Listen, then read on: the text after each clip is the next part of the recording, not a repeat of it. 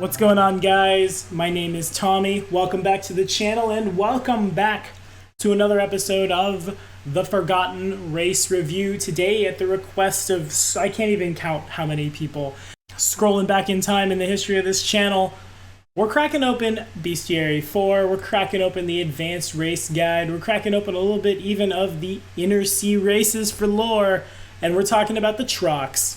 If you guys have any requests, as always, throw them down there in the comments. And hey, if you like what you see, remember, hit that like button, hit that subscribe button. Today, this episode of the Forgotten Race Review was brought to you in part by Soma Craig.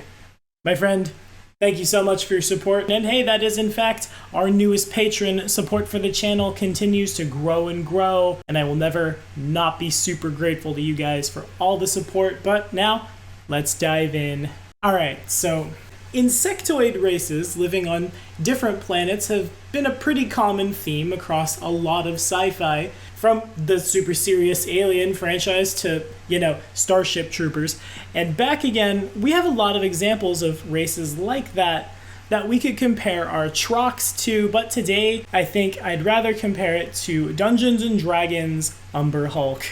The Umber Hulk is a large, bipedal, insect-like aberration with an ape-like build. It's been with us since 1974. Look at this dude.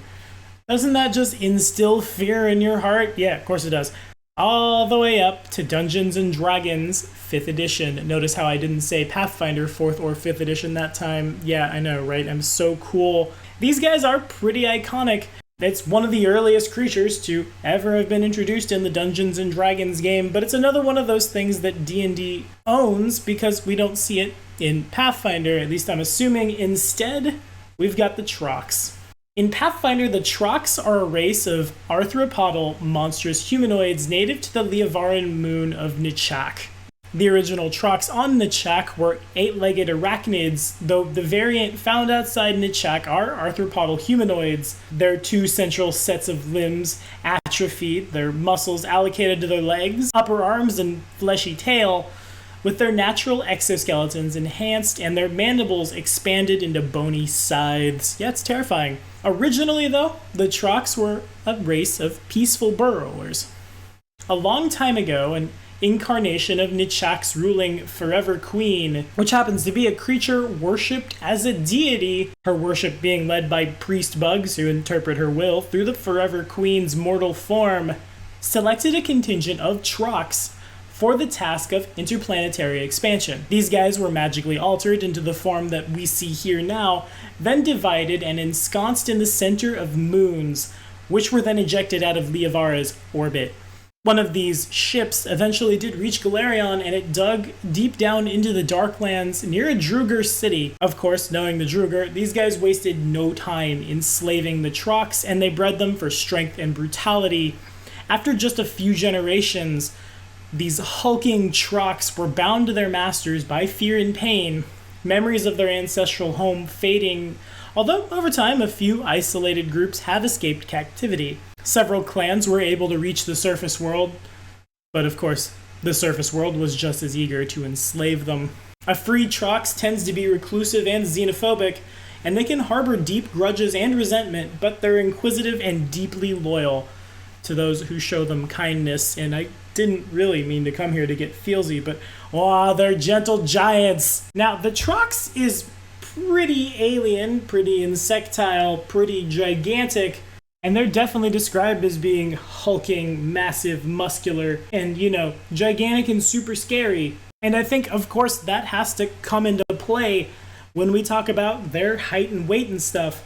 I'm gonna say these guys land anywhere from 10 feet to 14 feet tall, with the females of the race coming in a little shorter at just shy of 9 feet to just under 13, with the weight on these gigantic boys being somewhere between 1,400 and 2,600 pounds. Again, females just a little bit lighter, from about 1,100 pounds to something like 2,300 pounds. We'll say that the Trox comes of age pretty early because it's an insect, perhaps around like 10 years of age, and lives to be 40 plus a d20, something like an orc. Now, let's talk about the stats, shall we? A Trox receives After we look at its advanced strength and its large size, a grand total of a +8 to its strength score, but a -2 to its intelligence, wisdom, and charisma, as well as a -2 to its dexterity, again from being a big boy. And big boy it is a large, monstrous humanoid with a base speed of 30 feet and a burrow speed of 20 feet, with dark vision out to 60 feet. And as if that wasn't scary enough, the 4 middle arms that used to, help this thing be an arachnid, now that they're atrophied, are nothing more than grabbing appendages. Thus, the Trox gains improved grapple as a bonus feat, and it can maintain a grapple and still make attacks with its main appendages, or, coup de grace with Throat Slicer for free, super good. And once a day when a Trox takes damage, it flies into a frenzy for 1 minute, gaining a +2 racial bonus to con and strength, but a -2 to AC, so basically it's the barbarian monk. That's what you're looking at here. It's super big, super strong, can maintain a grapple and still, punch you about the face and neck, and if you hit it, it gets angry and attacks you back. These guys are so cool. And the gentle giant thing just really sells it home to me, because I've GM'd for a Trox back in the day in a little thing called, Hail the Gorilla King. If you didn't catch it, we did have Zort the Trox. Brutal pugilist martial artist, was literally only killed by slaying arrows. Really powerful, lots of fun. A good friend of mine, Adam Spain, IOPC, yeah, he played it. It was a blast to watch. Follow this card right up here. We'll direct you to the beginning of our Pathfinder First Edition Send-Off Tournament if you're not caught up. Truthfully, this is one of the races I want to play the most. It's kind of like the Formian, which has stats in Starfinder, maybe in Pathfinder somewhere.